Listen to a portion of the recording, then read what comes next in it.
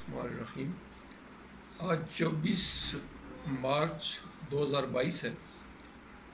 عدالت میں کیس لگا ہوا ہے کہ جی کوئی اسمبلی کا ممبر اگر پارٹی کے خلاف ووٹ دیتا ہے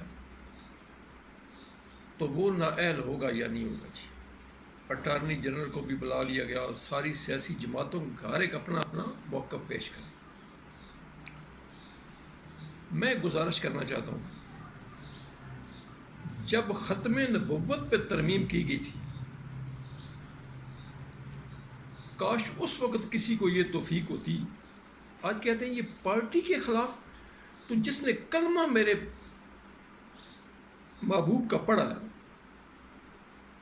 کیا وہ اس ہستی کے خلاف مرتدوں کو خوش کرنے کے لیے یہ کرتوت ایسے کر سکتا ہے؟ اور کیا وہ اسمبلی میں بیٹھنے کا حقدار ہے ایسا شخص جس نے ختم نبوت پہ ترمیم کی؟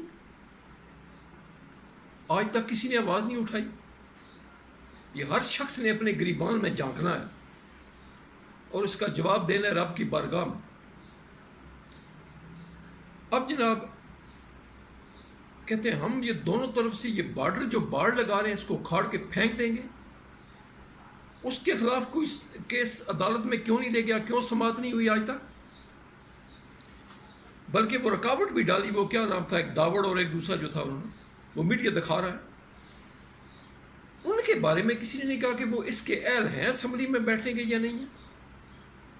کوئی کہتا ہے کہ شکر ہے ہم پاکستان بنانے کے جرم میں شریک نہ تھے۔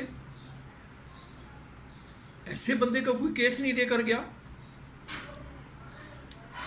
عافیہ صدیقی اس قوم کی بیٹی کافروں کے حوالے کی گئی، کسی نے اس پہ آواز اٹھائی آج تک؟ کیوں؟ ایمل کانسی اس پاکستان کا بیٹا کافروں کے حوالے کیا گیا؟ ان لوگوں کے بارے میں کیوں نہ کسی نے آواز اٹھائی کہ یہ کیا ایسے لوگ اسمبلی میں بیٹھنے کے اہل ہیں جنہوں نے جمعہ کی چھٹی ختم کی؟ کسی نے یہ کہا جو نواز شریف کو ایئرپورٹ سے لینے جائے گا یہ حج سے بڑا ثواب ہے؟ لعنت اللہ علی الکاذبین۔ ایسے شخص کے بارے میں کیوں کسی نے عدالت میں کیس نہ لگا؟ کیوں اس کی سماعت نہیں ہوئی؟ کیوں کسی نے نوٹس نہیں لیا؟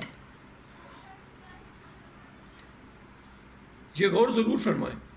اور جنہوں نے کیا یا جن کے ہم حامی ہیں اب بھی، تو ان کا اشر بھی جو ہو رہا ہے اور ہم حامیوں کا بھی اشر ایسا ہی ہوگا۔ اس بات کو کوئی اب نہیں لے کر گیا عدالت میں۔ افغانستان یہ ہمارے بھائی تھے، مسلمان تھے، ان کے خلاف ہم نے اڈے کیوں دیے تھے؟ جب کویت اور عراق دو اسلامی ملک تھے، ان کی آپس میں ایک جنگ ہو رہی تھی، تو وہاں عراق کو تباہ کرنے کے لیے، امریکہ کی خوشنودی کے لیے کس نے آرڈر دیا تھا پاکستانی فوج عراق کے خلاف بھیجنے کا؟ ان باتوں کا نوٹس کون لے گا؟ آدھا ملک تباہ ہو گیا، مشرقی پاکستان الگ ہو گیا،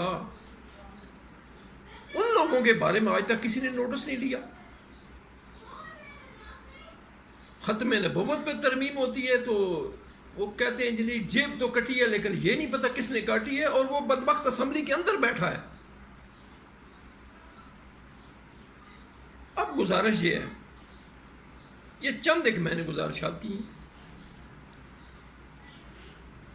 کیا ہمارے اندر ضمیر نام کی کوئی چیز نہیں ہے؟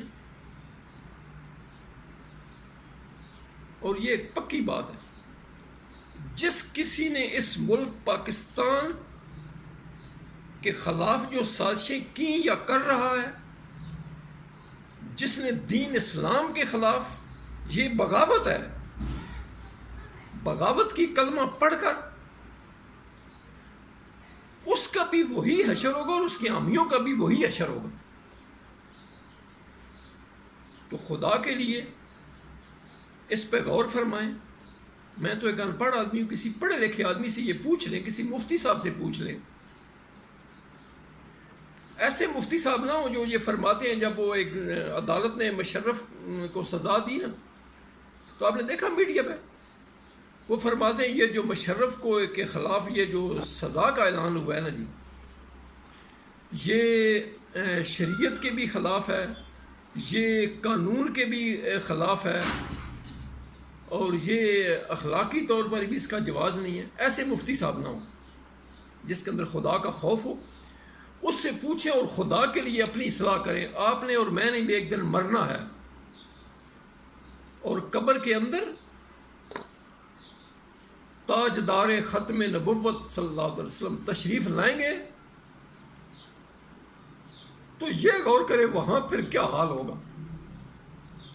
جب پوچھا جائے گا نا اس ہستی کے بارے میں، تو اس وقت سے ڈریں اور خدا کے لیے توبہ کریں.